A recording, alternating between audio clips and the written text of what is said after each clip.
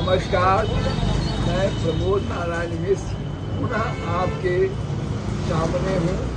बिशनपुरा पानी टंकी चौक स्थित जनक आयुर्वेद अनुसंधान संस्थान एवं चिकित्सा केंद्र में मेरे साथ हैं इसके संचालक चिकित्सक डॉक्टर ललन तिवारी। आज पुनः मैं इनके चिकित्सीय सेवा से अलग थलग एक प्रश्न करने जा रहा हूँ जो मेरे मन में काफ़ी दिनों से ये उठ रहा था। भाई, जीवन के कई स्टेज होते हैं, बाल्यावस्था, किशोरावस्था, जवानी, फिर जवानी के बाद शादी, वैवाहिक संबंध लोग बनाते हैं, फिर काम धंधा करते हैं, बुढ़ापा आती है, मतलब कई स्टेज। तो आज मेरे मन में हर चीज़ की सोच बदलती जा रही है। तो मेरे मन में उठा कि आप तो बहुत हर चीज़ के जानकार हैं, तो मेरे मन में आया कि वैवाहिक संबंध आपकी समझ से क्या है, उस पर आप क्या कहना चाहें? देखिए, एक रोज और कहें नमस्कार सारे दर्शकों को। आप जैसा कहे हैं कि सब चीज़ बदलता जा रहा है, हम भी एक रोज कहे थे कि जग जीवन युग ऋतु परिवर्तन। इस जग का परिवर्तन ऋतु के समान होता है, बदलता रहता है, कभी जाड़ा, कभी गर्मी, कभी बरसात के तरह युग भी बदलता रहता है। पहले युग था जो वैवाहिक संबंध एक पवित्र संबंध था। 3 प्रकार का संबंध होता है, नैसर्गिक संबंध, दैहिक संबंध और मानसिक संबंध। यदि हमारा मन आपसे मिल गया तो मानसिक संबंध है, यदि हमारा तारतम्य महादेव से जुड़ा हुआ है, ईश्वर से जुड़ा हुआ है, तो नैसर्गिक संबंध है। और एक महिला एक पुरुष का वैवाहिक संबंध जो होता है वो दैहिक संबंध होता है। पहले उसको भी पवित्र और जन्म जन्म का संबंध बताया जाता था कि हर जन्म में वही पति पत्नी के रूप में आते हैं। जैसा कि विष्णु भगवान और लक्ष्मी जी राम के और सीता के अवतार में आए, फिर राधा और कृष्ण के अवतार में आए, उसी तरह हर जन्म में पति पत्नी एक दूसरे से मिलते जाते हैं। लेकिन युग बदल रहा है। आज वही आप जो कहे कॉन्ट्रैक्ट संबंध, तो अब सरकार भी नियम बना दी है। कौन कॉन्ट्रैक्ट होता है? Life relationship.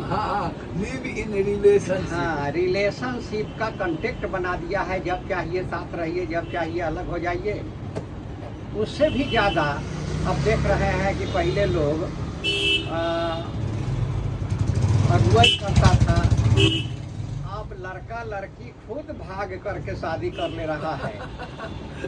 तो इसमें अब ये भी नहीं है कि अपने जात के साथ भाग रहा है, सो भी नहीं है, किसी जात के साथ भाग रहा है। एक आदमी और प्रश्न किए कि क्या दूसरे जाति में शादी करना उचित है? तो ये हम नहीं कह रहे हैं, ये आपका शास्त्र भी अनुमति देता है कि दूसरे कुलहीन में भी शादी किया जा सकता है। जैसा शास्त्र बताता है कि श्यामा मृगाक्षी कटिमध्यहीना लंबोदरेषु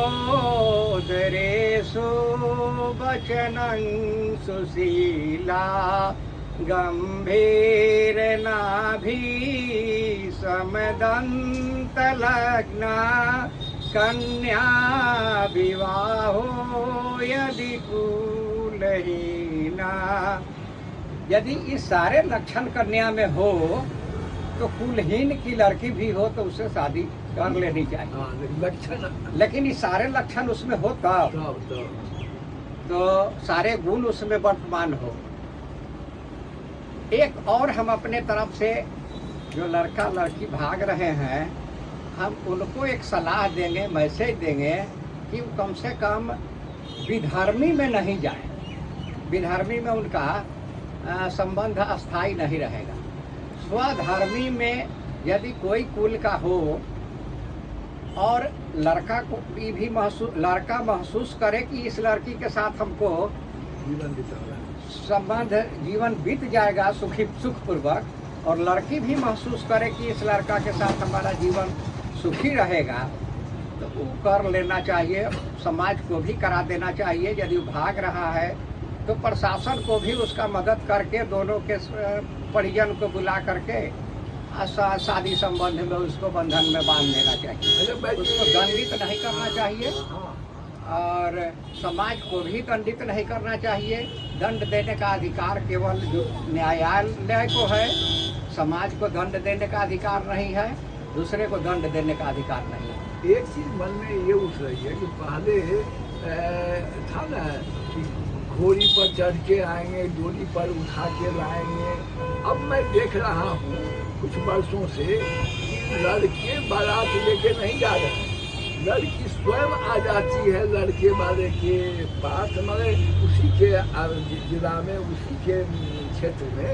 तो इस पर आपका क्या कहना है? नहीं, वो ठीक है, लड़की वाले ही चली जाती है, वो अपने गरज से चले जाते हैं। हाँ। लेकिन यदि ये प्रेम विवाह जिसको कहते हैं, आप कहना जो चाहते हैं ना, वो ये पूछना चाहते हैं कि प्रेम विवाह, तो प्रेम विवाह से कई फायदे होंगे। एक तो लोग रोना रोता है कि लड़की हो गई, अब हम कहाँ से दहेज देंगे और कहाँ से कैसे अगुवाई करेंगे। तो उससे फायदा ये होगा कि अगुवाई करना नहीं पड़ेगा। प्रेम विवाह में यदि लड़का लड़की एक दूसरे को पसंद कर लेता है अगुवाई खत्म, तो अगुवाई समाप्त हो गया, दहेज भी समाप्त हो गया।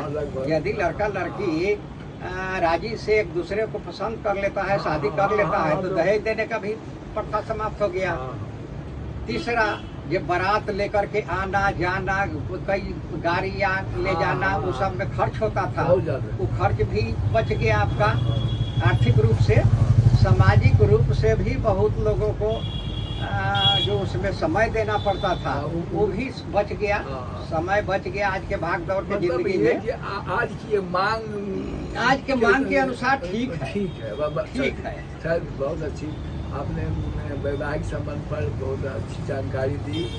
आपने कहा कि भाई अगर कुलीन लड़की है और उसमें ये सारे गुण हैं तो कोई हर्ज नहीं है, लेकिन माने अपने ही धर्मी से नहीं करना चाहिए। यहीं पर जो बाकी कोई विरोध नहीं है।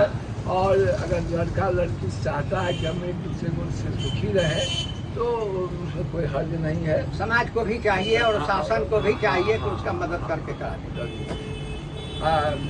दर्शकों, आपने मेरे प्रश्नों का समुचित जवाब वैद्य जी से सुना। आशा है कि आपको पसंद आएगा।